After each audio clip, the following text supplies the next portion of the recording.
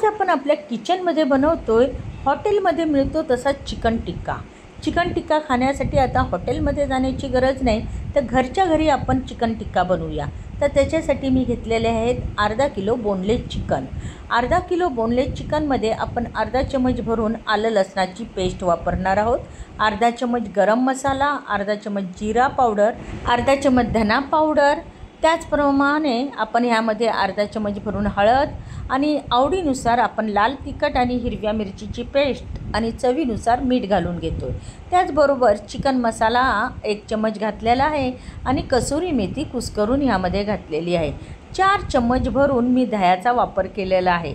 जास्तीचं दही वापरायचं नाही आहे, आपल्याला 4 चम्मच पुरे आहे। आता इथे मी 2 चमच भरून राईचं तेल घेतलेलं आहे, त्याच्याऐवजी तुम्ही तुपाचा वापरसुद्धा करू शकता। आता हे सर्व जिन्नस आपल्याला मिक्स करून 1 तासासाठी मॅरिनेट होण्यासाठी ठेवून टाकलेले होते। आता मॅरिनेट व्यवस्थित झाल्यानंतर त्यामध्ये शिमला मिरची आणि कांद्याचे चौकोनी तुकडे करून आपण ह्यामध्ये घालून घेणार आहोत आणि त्याचबरोबर अर्धा लिंबाचा रस आपण ह्यामध्ये पिळून घेणार आहोत। हे कांद्याचे तुकडे, शिमला मिरचीचे तुकडे आणि लिंबाचा रस ज्यावेळी आपल्याला चिकन टिक्का तयार करायचा असतो त्यावेळी घालून घ्या। आता हे सर्व जिन्नस आपल्याला व्यवस्थित असे मिक्स करून घ्यायचे आहेत। व्यवस्थित असे मिक्स करून झाल्यानंतर आपण ह्यांची आता चिकन टिक्का तयार करायला घेऊया।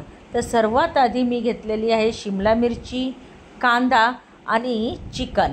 अशा पद्धतीने आळीपाळीने शिमला मिरची, कांदा, चिकन अशा पद्धतीने त्या स्टिकमध्ये आपल्याला लावून घ्यायचे आहेत। ह्या स्टिक बाजारात सहज उपलब्ध आहेत। उरलेला मसाला व्यवस्थित असा स्टिकला चोळून घ्यायचा आहे।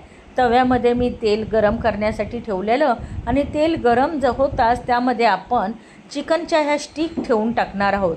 त्याचनुसार आपण एका वाटीमध्ये थोडासा कोळसा घेतला, त्यामध्ये थोडंसं तूप टाकलं आणि त्याचा स्मोक तयार केला आणि झाकण ठेवून हा स्मोक चिकनला 5 मिनटं दिलेला आहे। आता झाकण काढलेलं आहे आणि चिकनला व्यवस्थित स्मोक दिला गेलेला आहे।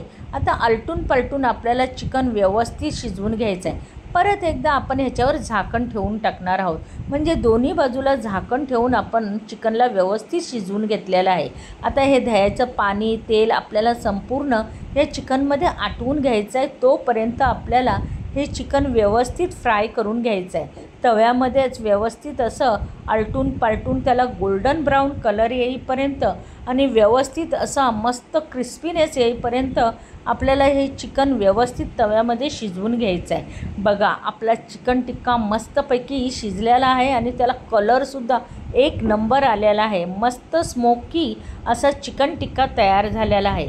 तुम्हीसुद्धा ही डिश हॉटेलमध्ये जाऊन खात असाल तर बंद करा आणि घरच्या घरी बनवा चिकन टिक्का। तुम्हाला जर माझी रेसिपी आवडत असेल तर नक्की लाईक करा, शेअर करा आणि आपल्या चॅनलला सबस्क्राईब करायला मात्र अजिबात विसरू नका।